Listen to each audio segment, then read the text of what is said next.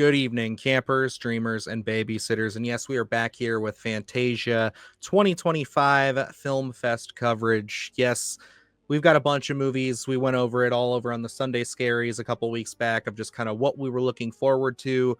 And one of those films that I know Luke brought up that sounded pretty spooky, and with it being, of course, one of our favorite subgenres, South Korean horror, we had to keep our eyes out for the film Noise. A woman with a hearing impediment who is haunted by sounds linking to her sister's disappearance and the presence of a malevolent spirit. It leads to a dark secret. Alrighty, Luke. Well, we got quite a few foreign films at Fantasia this year, and we're kind of kicking things off here with Noise. This one, I think, was this the one? I know there's like another one that's like a one-word title that Yeah. you were really excited about. Yeah, that one's Burning. So yeah, Burning, Noise that's what it is. Okay. and Burning both which we will be covering. Burning, we do have a screener for that one as well. But Noise was another one that was at the top of my list. This, of course, being some South Korean horror.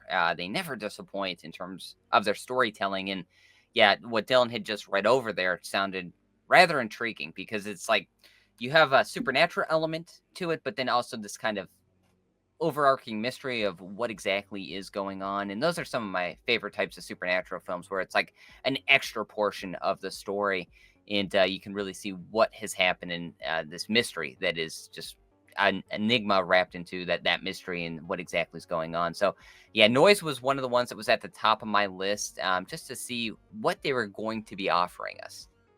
Yeah, and I gotta say, they offered a pretty exciting supernatural ghost entity tale.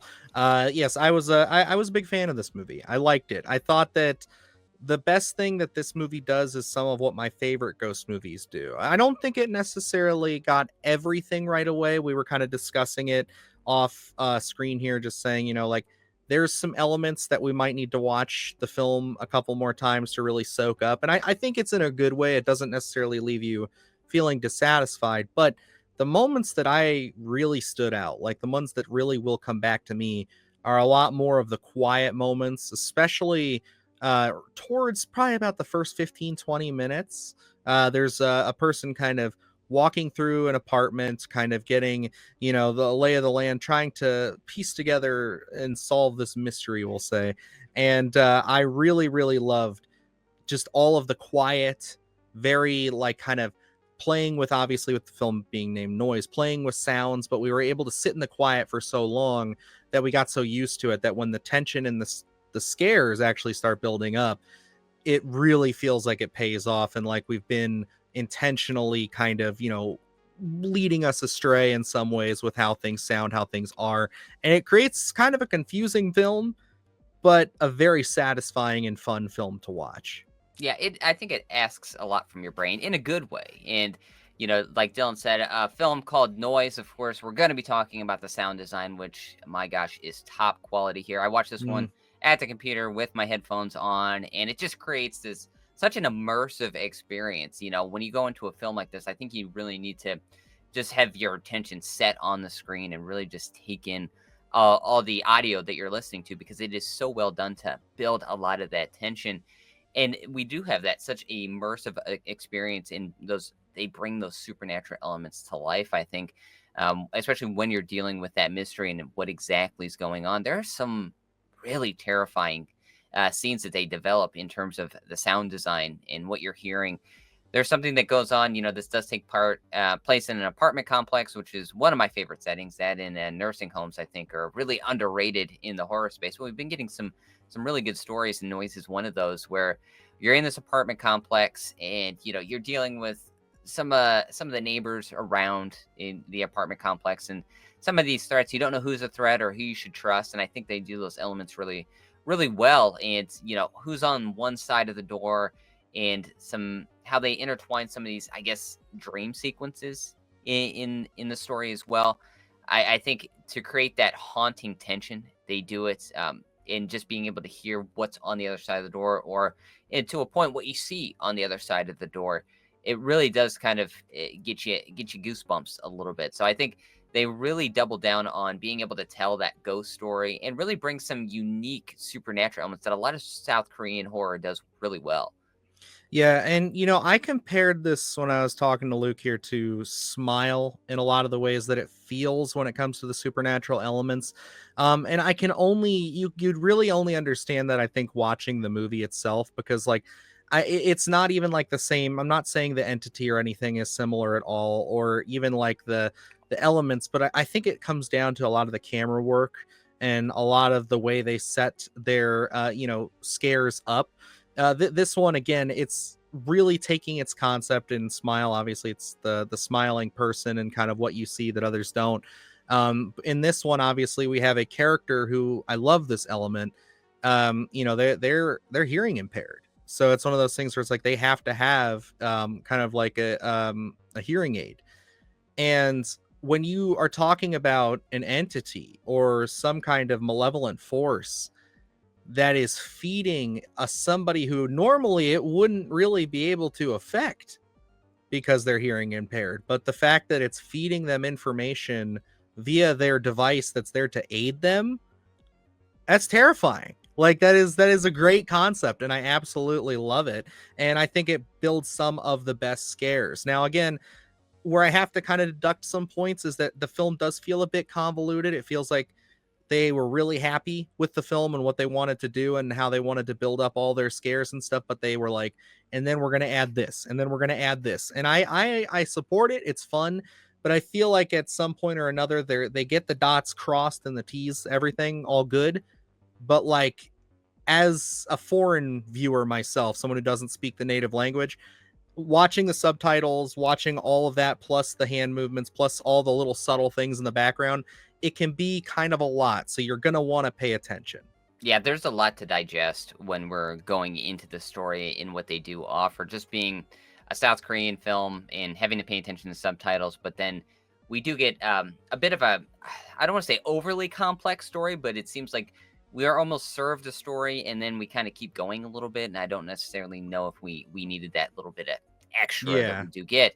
But going into the tension where I talked about the dream sequences. There's a scene in here where, we're led to believe one thing between two characters, and we're in a room, and then we kind of come out of that room and we see another image, and boy, is that stuff haunting, because we do see a couple of those the same imagery throughout the film, and each time it works really, really well. There's when a character's eating and something happens, and there's truly some haunting stuff in here, which was what I was hoping for. The stuff that's going to linger and really stay in your brain even after that viewing, which you certainly do get here.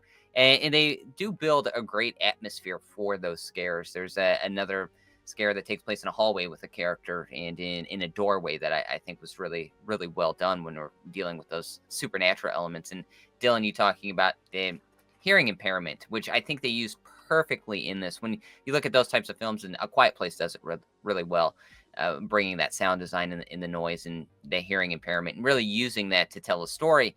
There's a great jump scare in here where our character uses her phone picks up, is able to read things that are going on, that Yeah. are sounds, and it leads to a really, really nice jump scare that did get me when I was watching it. And I was like, okay, they really have a great handle on using the hearing impairment. It's just not a gimmick. They use it to build attention, really tell that story, to increase the scares that we do get.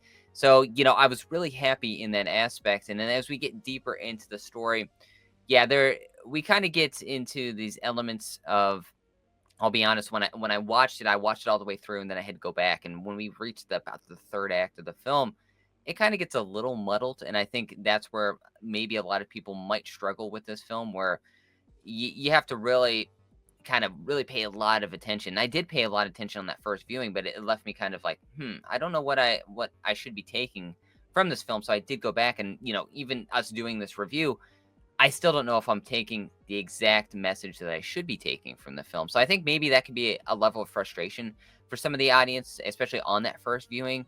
And I think you'll be eager to go back and watch it, but Hmm. I could see you wanting to really dissect that third act. And I don't know necessarily if you're going to get it even off the first few tries.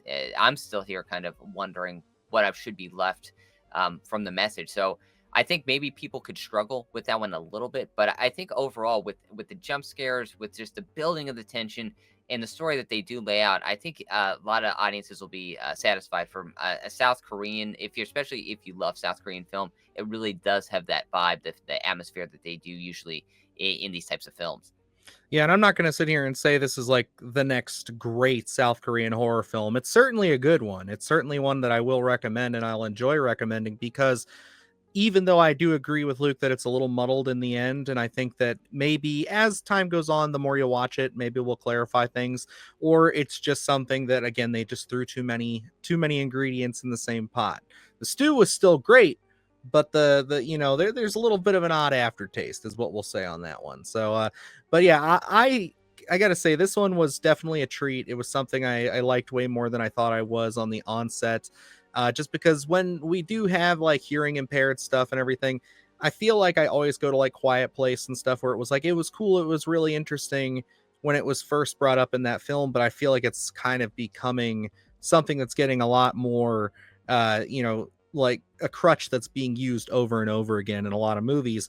But this film really brought, again, those different ways, those different elements that people who are hearing impaired use, rather than just a simple hearing aid, because I feel like everybody goes for it. I know it's the standard, I know that's what a lot of people use, but I love that, like you said, you brought up the text message thing with her phone. That is so fucking scary. I love that. I'm like, there's so many ways that like an evil malevolent force could just slip you misinformation, and it's like, what do you trust? It's like that, and I love that. That's my favorite aspect of it. I think this movie is worth the price of admission for that feeling in those scenes alone. So I'm gonna sit here and say that I think Noise is a solid recommend for me. And this one I had a lot of fun with. One of my anticipated of the festival, and really did deliver. Yeah, it does get muddled a little bit in that third act, maybe telling a little bit too much of the mystery and not solving a ton of every different element that I think maybe they should have. But I think it does add to that rewatchability. I'm excited to check this one out again. This one is going to be a recommend for me as well. They have a lot of strong scares, a lot of great tension, and like Dylan said, they really do make great use of that hearing impairment in terms of really being able to build a lot around it and making it not just a gimmick, making it actually part of the character and telling that story, and being able to create a different avenue, something more unique to the story as well. So this one, I think a lot of people can have some fun with, not just South Korean horror fans. I think this one, in terms of just the supernatural elements in general, you can find a lot of great scares in here, and just the human story behind it as well. I think is going to be, you're going to resonate with it. Might be a little bit heartbreaking for you as well, but Noise is definitely a win for the festival. Absolutely. Lots of fun. So definitely keep an eye out for this one. There is no studio attached, no day and date release on this one. So you'll just have to wait and see.